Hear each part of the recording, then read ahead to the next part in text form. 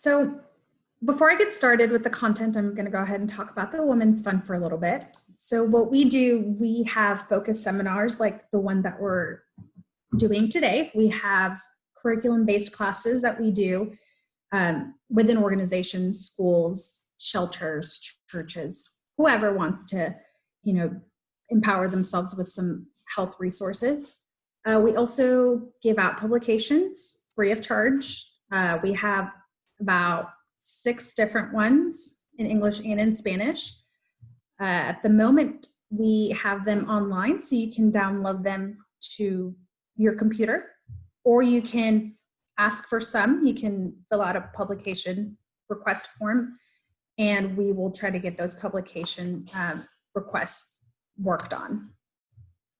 You can also follow the Women's Fund on our social platforms. We're on Instagram, Facebook, and Twitter. We try to post something daily, but sometimes it's every other day. All right, so I'm gonna go ahead and jump into the topic. What we're gonna cover today is safety. Hope everyone has their helmets on. We're gonna talk about all sorts of safety components, from heat to water to summer to home. We're gonna talk about all of it. So if at any point you have any questions, go ahead and ask them in the chat and I will get to them at the end. Now, speaking of chat, if you see this little icon at the bottom, that means that you can open up your chat and answer the question that I'm asking, just to get a little bit more participation. It's just open-ended questions if you would like to participate. Okay. So at the end of this presentation, it is my goal for you to be able to discuss what a heat illness is, state measures for dealing with those illnesses, to state safety components for choosing a good sunscreen, because sunscreen is very important. I would also want for you to list recommended practices for creating a safer home for you and your family, and then to identify important emergency telephone numbers to put in your cell phone. So I'm gonna go ahead and stop my video just so that the internet can link to my voice and not have any complications. All right. So what is heat safety? What is a heat-related illness? So a heat-related illness is a range of disorders that result when the body is exposed to more heat than it can handle. So in recent years, we've had excessive heat, and it has caused more deaths than all weather events, including floods. So a heat wave is a prolonged period of excessive heat, generally 10 degrees or more above average, and then often combined with excessive humidity. Now, we live in Houston. The H probably stands for humidity. So we know very well what it's like. It's like stepping into a sauna, pretty much. So with those things, you can have heat exhaustion, you can have heat cramps, or you can have a heat stroke. So what I do want to talk about a little bit here is the heat waves. If you listen to a weather forecaster, they say, a term of a heat wave or heat watch. So conditions are favorable for an excessive heat event to meet or exceed local heat warnings. It usually happens in like 24 to 72 hours. So a heat advisory is the heat index that they are forecasting to meet advisory criteria. So for instance, it might be 92 degrees, but it feels like 105. So that's the things that you need to look out for. All right. So who is at risk? Everyone is pretty much at risk, but specifically infants, children under 4, senior citizens or seniors at 65 and up. You have people who work or exercise outside, and then people with physical conditions. Again, anyone can go through a heat-related illness, but these are people that are a little bit more prone to it. All right, so the first heat-related illness we're gonna talk about is a heat cramp. So heat cramps are muscular pain and spasms that usually occur in the legs or abdomen. They are usually an early sign that the body is having trouble with the heat. So you always want to get the person to a cooler place and have him or her rest in a comfortable position. Lightly stretch the affected muscle and gently massage the area. So I have a picture here of Gatorade because they contain electrolytes. So you want to give them an electrolyte containing fluid, or you can also give them fruit juice, milk, or water. Water is probably the best thing, or the Gatorade, but again, just whatever it is that will give the body some hydration. Do not give the person salt tablets. I myself have never even seen a salt tablet, but I have seen across the research for this presentation that do not give a person a salt tablet if they are experiencing a heat cramp. All right, so heat exhaustion is our next heat-related illness. So this is more severe condition than heat cramps. So maybe a heat cramp will come and go. Maybe you feel it a little bit, but then you run inside and you cool off with some water, then that's good. But heat exhaustion is something that's a little bit more severe. It often affects athletes. It affects firefighters, construction workers, and actually factory workers that work in hot environments. It affects those who also wear heavy clothing in hot and humid environment.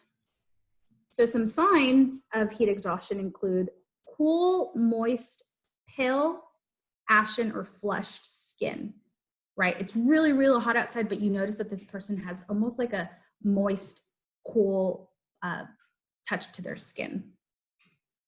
You can also experience a headache, some nausea, some dizziness, some weakness, and obviously exhaustion. Now, again, you might be outside for an hour and you feel this coming on. The best thing to do is always just go inside as quickly as possible. Now, if you can't move into a cooler environment, try to remove as much clothing as possible. So apply cool and wet cloths to the skin, which I believe is, yes, on our next slide. So again, you want to move into the AC. You know, we all love the AC here in Houston. The moment that you step into it, you can feel the huge difference between outside and inside. Again, you want to loosen and remove as much clothing as possible. You want to apply cool, wet cloths or towels to the skin. You also want to fan the person, you know, or spraying the person with water can also help if you don't have like a wet cloth around you.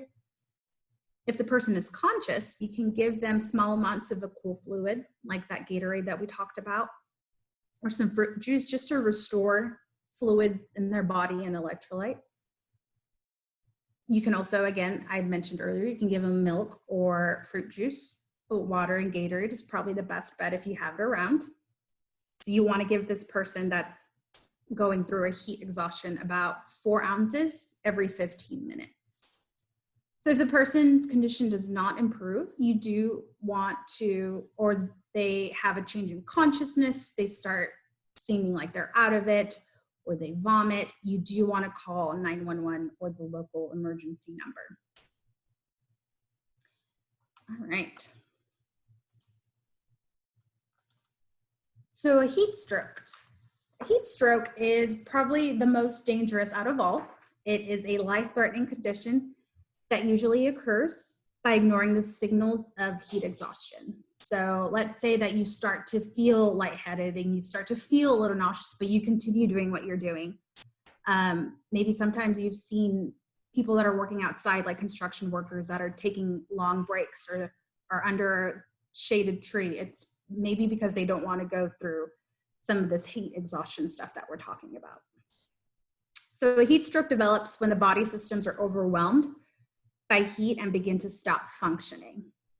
So some signs of this include extremely high body temperature.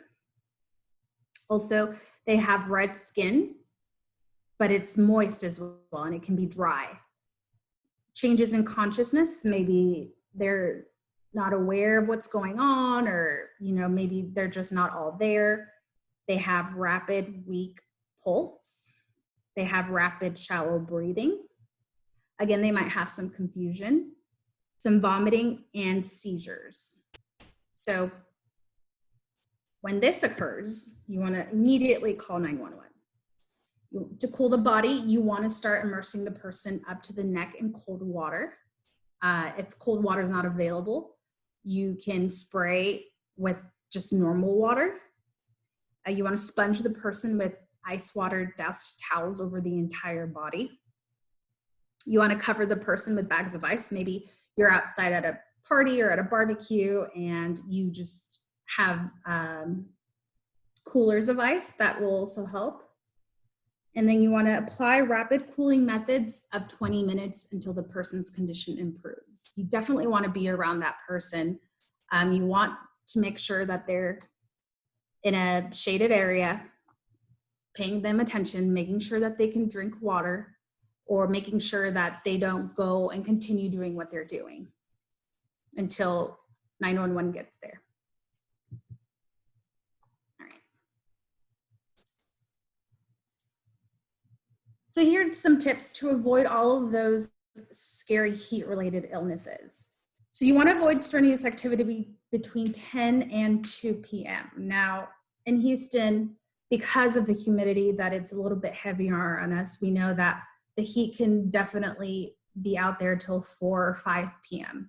You know, so you want to make sure that if you do have, like, let's say you have a jog planned, you want to go for a jog that day, or you want to walk your dog, make sure that you are watching the heat advisory. You want to make sure that you're watching, you know, maybe it's raining, but you always want to make sure that you're not going when it's like 93, 94 pounding sun. You want to wear loose fitting and lightweight clothing. You can always try to wear something bright, not as dark that it'll track the sunlight. Wearing a hat is always good as well. Staying indoors if you can. I know that a lot of us we like being inside because it's cool, and the moment you step outside, it's just, oh, it's so damp. So if you can, try to stay indoors. And then again, being aware of the heat index in your area. So when you're outside, you want to take frequent water breaks, you know, under a shaded tree or where you can find some shade. You want to drink 4 to 8 ounces of water or sports drink every 20 minutes if you're working out there, or you can drink more, or you can drink more frequently as well. And then you also want to avoid alcohol and caffeinated drinks. These will not hydrate you as much as water and Gatorade does. You want to avoid them, especially drinking in the hot sun. That just will lead to more nausea, or it just doesn't end well, even though we all want to be drinking on a boat or on a beach. Okay, so for summer safety, you know, this week actually marks the beginning of summer. June 21st is when summer officially starts. You want to make sure that you protect yourself by staying in the shade. You want to wear, like I said earlier, loose fitting clothing or nothing that's dark that can attract the sunlight and cause more heat to your body. Wearing a hat is also really good. Wearing sunglasses to protect your eyes from the blazing sun. Avoid indoor tanning. Make sure that you go and get your annual exam with your physician. And then use sunscreen. I cannot stress this enough. Sunscreen is vital. It is very important. Even if you are just going outside to get something out of your car, you should always be wearing sunscreen.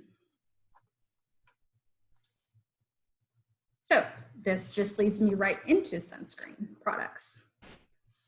So sunscreen products, they work by using chemicals to absorb or reflect sunlight. So incidental sun exposure, like I said, even if you're going out to your car, is about SPF 15. So you want to make sure that you at least have SPF 15. I'm sorry, that's what I meant. It filters out 93 of UV radiation. So I know that when you're looking or choosing a sunscreen, it can get confusing because there's so many numbers and what is SPF. So SPF actually just stands for sun protecting factor. And what you can, as a good rule of thumb, is at least 15. But when you keep going higher, it just filters out the UV radiation. So for instance, if you get a sun protecting factor of 30, it filters out 97% of UV radiation. Now, SPF 50 and above, it filters up to 98% of UV radiation. So sometimes if you've noticed, the more SPF it is, the more expensive it is. So you'll see SPF 50, 60, 90. So that there's only a 1% difference between 30 and 50. So if you want to, because I know sunscreen is very expensive, but it's very needed, you can always, as a rule of thumb, grab 30 because it'll, like I said, it'll filter out 97% of UV radiation. And then 50 and above is only, it filters out 98% of UV radiation. Now, always make sure that you check the expiration date because it does have a shelf life, and especially when it's stored outside in the garage in higher temperatures. And you want to make sure to reapply. We're probably reapplying deodorant because we're probably sweating a lot. You might as well do sunscreen as well because it wears off. It just gets soaked into your skin, especially when you're out there sweating and in the water. So you want to make sure you reapply it at all times. Ladies, it's also a good rule of thumb to look at your moisturizer or look at the cosmetic products that you have. Some of them already have at least 15 SPF in it. There's also lip balm that can protect your lips. Anything that is exposed to the sun needs to be protected. So always make sure that you have some sort of sun protecting factor on it. Now, for those of you that are huge sunscreen users like myself, what are some of your favorite products that you use? Like, for instance, I use Sunbum. I use it on my face. I put a 30 on my face and then a 50 on my skin. Does anyone else have another sunscreen that they currently have or that they like to use or is their go-to?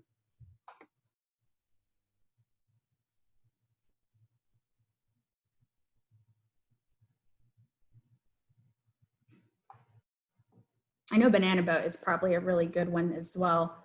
I'm trying to think of other sunscreen.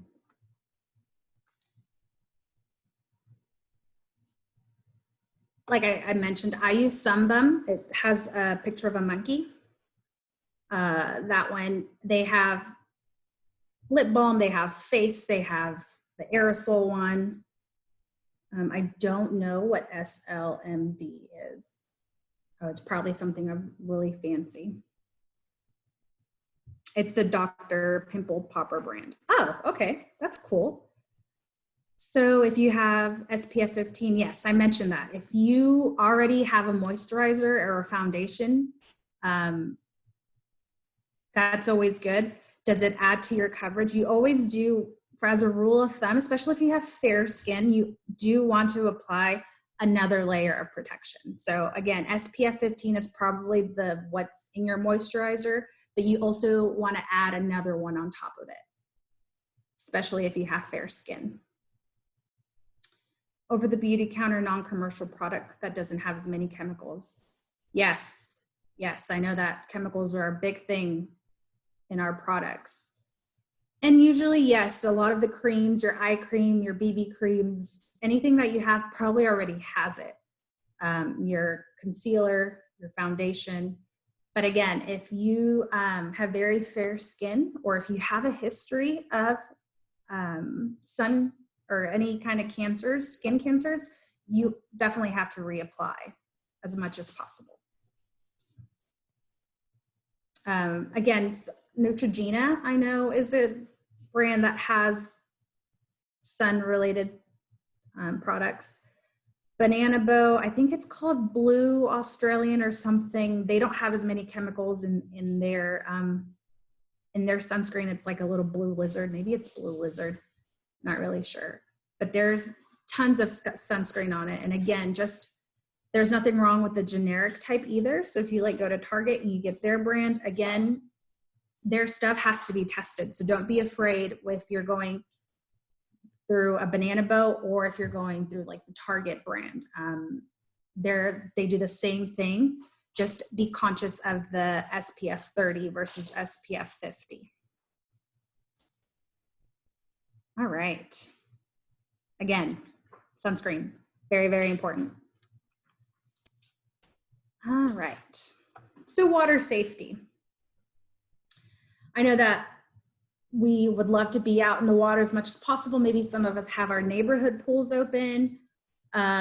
Maybe some of us have a pool that are fortunate enough to have one. So when you're dealing with a pool, you want to avoid swallowing water when you swim.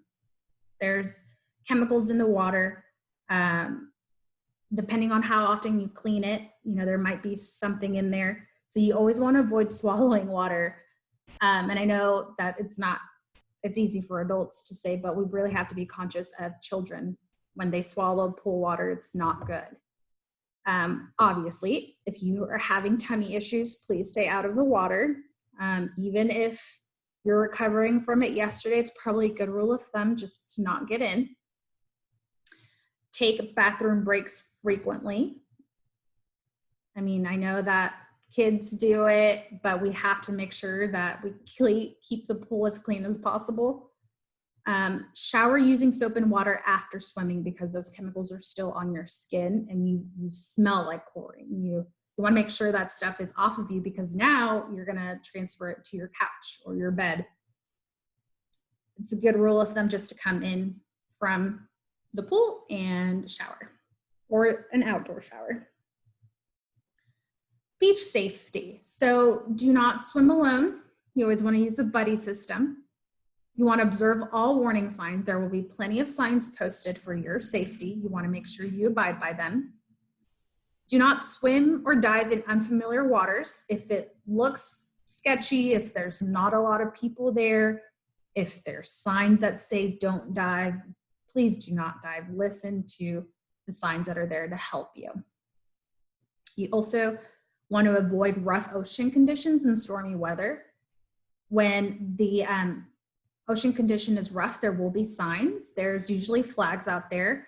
I cannot remember if it's green's good and red's bad, or it could be the complete opposite, but I'm pretty sure that they will have flags and warnings out there to let you know that the ocean conditions are not that good and you shouldn't be out there.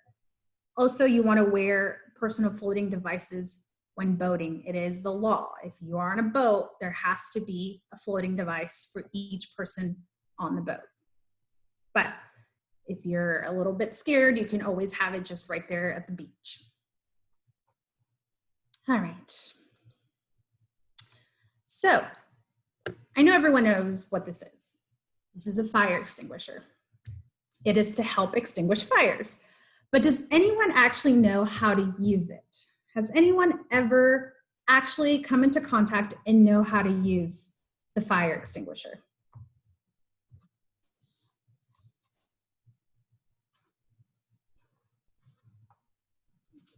Or even another question right now, when you're sitting at home, do you know where your fire extinguisher is? Because you have to have one by law. So my two questions for you are, does anyone know how to properly use it? Or does anyone know where it's in their home? Okay, so knowing where it is good. Probably if we've ever had to use it, it was a pretty scary situation. But has anyone ever been taught how to use it in case of a fire? Now, I know there's instructions, but when it comes to really scary times, you probably don't know. So no one has it. All right. Well, good. I'm happy that none of y'all have been in scary situations. I was taught, but I need a refresh. Is there really a lot to have? Yes, there is. There is. Sometimes it doesn't have to be like an actual extinguisher. There are other products that can extinguish a fire. It doesn't actually have to be this red fire extinguisher. All right, so for a good rule of thumb on how to use it is pass. So you want to pull the pin. You probably can't see it. I don't know if you can see my mouse, but there's a pin right here. And you pull it up, you aim at the fire, you squeeze what looks like the handle to be squeezed, and then you sweep underneath the fire to put it out.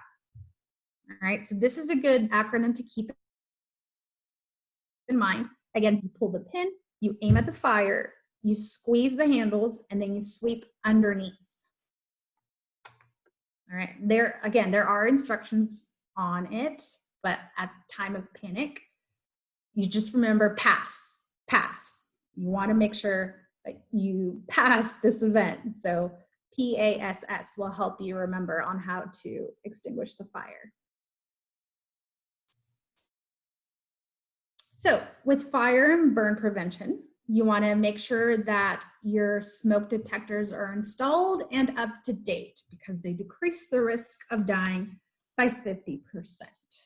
So the National Fire Protection Association says that 37% of home fires had no smoke alarm and 21% of the smoke alarm wasn't working. So you have to make sure it works. I will say in my household, the fire alarm is always beeping. Now, it doesn't mean that there's a fire, but it might mean that the batteries, it's time to change them. So the fire, the smoke detector will let you know, hey, it's time for you to, give me a check. Maybe you can do something that'll help you remember, like maybe on your birthday every year, you can change the batteries, something that will help you remember that the batteries need to be changed. So you can also install carbon monoxide detectors because it is odorless. Carbon monoxide is odorless, tasteless, and colorless. So this is why it's very important to have them in your home because you never know if it's lurking around you. You want it outside every sleep area. And you also want to make sure that you change the batteries on them. So I mentioned your birthday, maybe that being a tip for you to remember to change the batteries, but you can change them twice a year also. So maybe when the time changes, that can be a reminder for you. When you do locate your fire extinguisher in your home, make sure that it is refillable and that can be replaced when it expires because fire extinguishers do expire. I know that's crazy. I thought that was the craziest thing, but there is a date on there that they are no longer of use. So another tip is that you want to make sure you have at least 2 fire extinguishers, one in the kitchen and one upstairs or farthest away from the kitchen, because we all know that the kitchen is probably the first place that there will be a fire, but you also want to have one as far away from the kitchen in case anything else happens, a candle or a styling product. Anything can happen as far away from the kitchen as possible. All right, so having a plan. You want to make sure that you talk with your family and that you have a plan in case a fire starts. You want to make sure that you have 2 exits out of every room. Every room probably has a door and a window. Not all rooms have windows, but you want to make sure that you can have some way of exiting the room that you're in. So you want to develop a plan with your family and practice it. Actually practice it. I was reading in Michelle Obama's book that her brother would carry her father on his back because he had muscle issues. And so when they practiced on how to get out of the home or out of their home due to a fire, he would actually put his father on his back because he felt like he had to escort him out that way. So practicing always is perfect. If there is a fire, you want to stay out. I know that there's tons of things that we would want to grab, but you have to stay out. You want to make sure that you're calling 911. You do want to make sure that you wait for others. Now, if you happen to grab your phone as you're leaving, that's a good thing to have, but sometimes you just don't. You can't grab it. And then never return inside a home or building that is on fire. You are not a professional that knows how to handle fires. That is what the firefighters are there for. You don't want to get yourself into a worse situation by entering a building that is on fire or that there's a lot of smoke coming out of. So whenever you and your family do come up with a plan, make sure you write it down and leave it somewhere, maybe like an emergency kit or somewhere that it's accessible. Obviously, you're not going to access it during the fire, but something that you can look back and say, hey, this is our fire plan. So make sure you practice it. Make sure that everyone knows, hey, if there's a fire here, where are you going to exit through there? There's actually a really funny episode on The Office where one of the characters plants a fire. So that will make you think, how do I get out if there is a fire? So we want to think that our home is the safest place for us. And it is, you know, a lot of it's a safe haven for us, but you got to make sure that you look at your home and see the risks that are involved. Now, I don't want you to become a worrywart and just, oh my gosh, there's danger at every turn. There isn't. But I do want you to at least be educated enough to say, okay, there is a possibility that something can happen here. Am I prepared for it? Or can I reduce the risk of something happening in my home? So if you look at every room in your house, again, not only do you want to make sure that you have an exit strategy, but you got to make sure, where are the risks involved? So in the kitchen, a lot of things can happen in the kitchen. Obviously, that's number one for fire. But if you have toddlers or children, you have to make sure that you are watching them, because they might play with the stove knobs. They might want to get in the oven. So you can always, if you have toddlers, install certain equipment to make sure that, you know, there's like an oven lock on it, or there's knobs for the stove. You also want to make sure that when you're storing things in cabinets, that you're storing them effectively and not just shove them in there, because then you might hurt yourself with the things that come out if they're just shoved in there. If you have pets, and again, small children, what is on the counter that they can easily reach? Make sure that everything is stored away, especially if you have like a knife set out, or if you have, you know, anything that they can hurt themselves with, or that children or toddlers can put in their mouth. Please make sure that it's stored away. Knife safety, you know, you can always wear a glove when you're using a knife, but just be very attentive to when you're chopping something, because it just takes one look away from what you're doing and you can slice something. And then with water and hot water, or taking things out of the oven, taking things out of the microwave, make sure that you have some sort of glove or some sort of towel to help you in case water does slosh around. All right. The bathroom is another place that can be very scary. You want to make sure, again, if you have children or toddlers or dogs, that the toilet seat is closed. You don't want the children to fall in the toilet, as funny as it looks. That is not fun. You want to, those are the little doorknobs I was talking about earlier. They also make them for the stoves, that they're like child locks, so that children can't just go into the restroom whenever they feel like it. Falls are a big accident that happen in the home, especially in the bathtub. So if your bathtub doesn't have little grippers, maybe put down a mat. So we all know that it can be very slippery. Things can fall, soap can fall, all these things can happen. So make sure that you have some sort of grip at the bottom of your bathtub.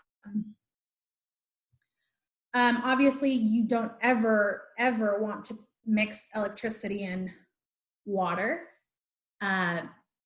If you do happen to really like music while you're taking a bath, that's wonderful, but please make sure that the outlet or the device is not plugged in or near your bathtub. That is the worst thing that can happen. Or if you're playing music off your please do not be in the bathtub on your phone. We all know how slippery our phones can be at any given time. And if it's attached to that charger, that is not good news. Your products, if you install the door knobs for children, then you'll be okay. But maybe sometimes we forget, and children, or like this little puppy, they can just go in and mess with all the products or put it in their mouth. Children and dogs will do pretty much anything. So make sure that you are cautious and walk into your bathroom and say, okay, what's something that is risky here? Maybe even putting a bath mat, maybe near your toilet or your sink, because water spills a lot and you don't want anyone to fall. All right. I hope no one is freaked out about the restroom. I did also find out in doing the research for this presentation is that drowning is the leading cause of death for children between the ages of 1 and 4, and that they can drown in anything. They can do it as little as 1 inch of water. It could be in the toilet, it could be in the tub, it could be in a bucket. It just takes 1 inch of water for a child to drown. So please, if you have a child, I cannot stress, those little doorknobs to make sure that children are not getting into places that they're not supposed to. All right. Let's see. So we're going to shift gears a little bit into vehicle and a little bit more on home safety. It's kind of sad that I have to mention this because we all think it's a no-brainer, but you should never, ever, ever leave children or pets in a hot car. Even with the windows rolled down, there's so many incidents. I hear it at least once a year that children have died because the parents forgot that their kids were in the car. I know it sounds crazy, and a lot of us are like, oh my goodness, I would never do that. But please don't think that just by rolling down the windows, or I'm just running in there to get this to-go order, or no, do not ever leave them in a hot car alone. Inside of a hot car, it's much, much hotter than it is on the outside, and there's no moving air. So it's much more dangerous to be inside of a car where there's no ventilation, or let alone unattended. Obviously, always wear a seatbelt. Seatbelts are there for a reason, and it's to protect us. I actually think my in-laws told me about 2 days ago that seatbelts were actually mandated into law like in the 80s, to always wear them to reduce the risk of car accidents. So some of us might think that they're a pain in the butt, but wearing a seatbelt will always help you with any kind of accident. All right. You also want to inspect swing sets and tree houses for structural soundness, especially if you haven't been outside in those swing sets. They might have just rotted out. You always want to make sure that they're safe and maybe there's no bugs out there that could hurt someone. You want to fence in pools, self-latching gates. I've also heard of horror stories of children just going into their pool. The parents had no idea. You want to keep a gasoline container outside of your home. You want to make sure that the fire extinguisher is nearby and that you store the extinguisher. You can store it in the garage if you would like. And then that, again, you remember the PASS acronym on how to use the extinguisher. Okay, so some of us are probably doing a bunch of cleaning, a bunch of sanitizing in our home. So I included a slide that would help you with that. Sometimes some of us don't know what kind of chemicals there are in some of the cleaning products. So you always want to wear gloves, just as a routine for safety for you, just wear gloves. Before disinfecting, cleaning the surfaces with soap and water. Soap and water are our friends when it comes to anything.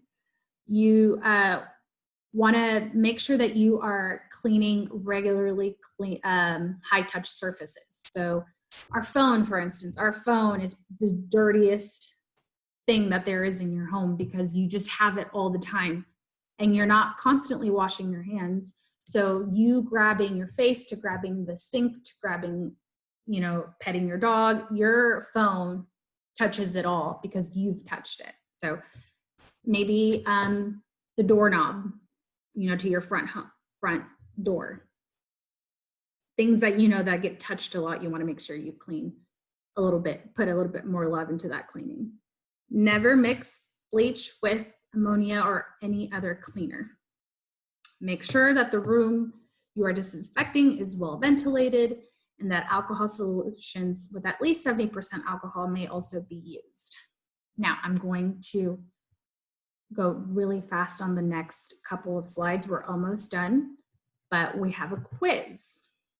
So I wanted to ask you guys with your chat feature, what the following items that I'm going to put up here, what do they look like? They look like what type of medicine or food? All right, so ammonia and rubbing alcohol looks like what? You can put the answer into your chat.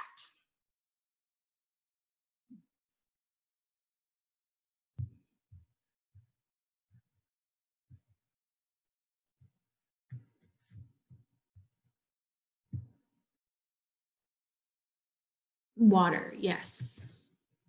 Clear liquids, yes. All right, so allergy tablets, what do those look like?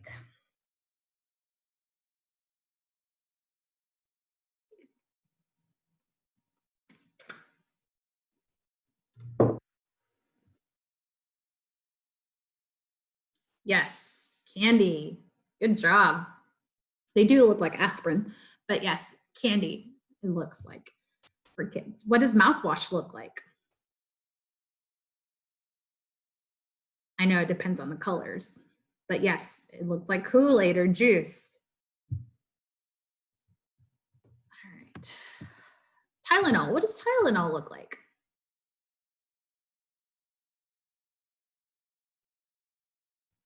Tic Tacs, yes. There's all sorts of different pills that look like candy. And then what does pine cleaner look like?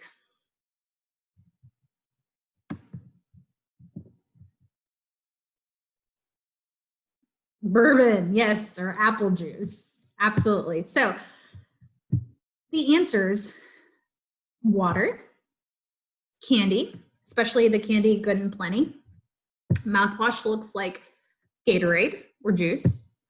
Tylenol looks like candy, specifically Good and Plenty. So if you haven't seen Good and Plenty, that's what it looks like. Literally almost like probably something you have on your counter right now. And then pine cleaner looks like apple juice. So yes, there's a lot of similarities between these things. So it's very important to talk directly to our children. We can't say, oh, here, it's time for candy, because then they will think that it's candy. So there's a bunch of medicine, multivitamins, they all look like something. So if you tell your child, oh, just to make it seem like they can get excited for medicine, because I mean, not a lot of people like medicine, and you say something along the lines of, oh, it's candy time, be very careful. Just do not say it at all, because when alone, you don't know when they're going to try to get into the medicine counter. There's a number for poison help. It's 1-800-222-1222. So always, if there's a poison emergency, that is a good number to have on hand. So in order to prevent, poison incidents, you want to make sure that they are locked up and out of reach. You want to clearly label on containers. You don't want to start mixing things, swearing that you will remember, but what if your partner or your child reaches for that and takes something else? So that's why you would want to also store them in original containers. Remember your purse. There's also things in your purse that your child can get into. Excuse me. Never make your child vomit unless your doctor tells you or poison control tells you. I really wish I knew how to say, I'm not sure what the syrup is, but do not use that either. This little GIF is a little boy that reached into someone's purse and he took her birth control. So They look like mints, they look like candy. Kids, if they see something like that, they're gonna take it. So please be very careful about what you have and how in your mind it's okay. You don't know what other ones might take it as. So if you think that someone has been poisoned, do not panic. That's probably the first thing that you're gonna do. But a cool mind will help you stay focused. Take the container of what you think your child ate and call poison help. It is recommended that you put this number in your cell phone and have it posted maybe on the fridge. It's good for teens to have this too. You know, as much as we think that teens, you know, don't drink or they do good things at their friend's house, this is good for a teen to have as well. Just in case, it doesn't hurt to have this number. All right, yay. So I'm only 3 minutes over. So for review, again, always wear sunscreen. It's very important for your skin. You want to hydrate, drink water as much as you can. There is no substitution for adult supervision. So please don't think that watching a TV show will keep your child entertained. A child can get anywhere in a matter of seconds. Have a plan and do not panic when that plan doesn't go well. Have a plan after that. So have at least A, B, and C. And then again, have helpful numbers on hand. I'll show you this quick video and then we will get to evaluations. I'm Ian Gonfenhauser, Chief Quality and Patient Safety Officer at The Ohio State University Wexner Medical Center. With the Memorial Day holiday behind us, summer is around you. And we're all enjoy the summer.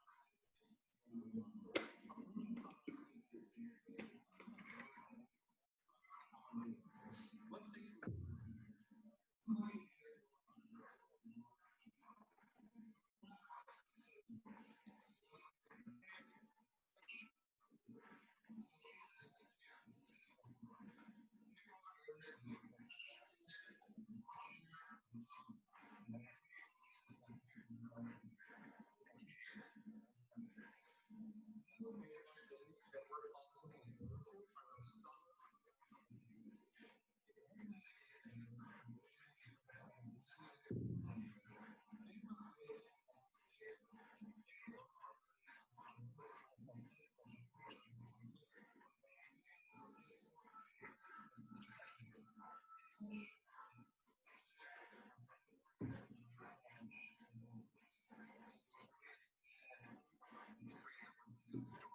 Keep in mind that it's not the activity, but the number of people you're exposed to that presents your risk.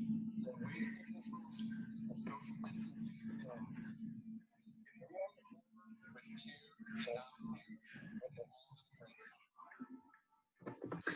So I heard that some of y'all weren't able to hear that video. My apologies. If you just put in COVID summer safety on YouTube, this video pops up. It gives you good tips on how to do COVID protocols, but also what's tied in with summer.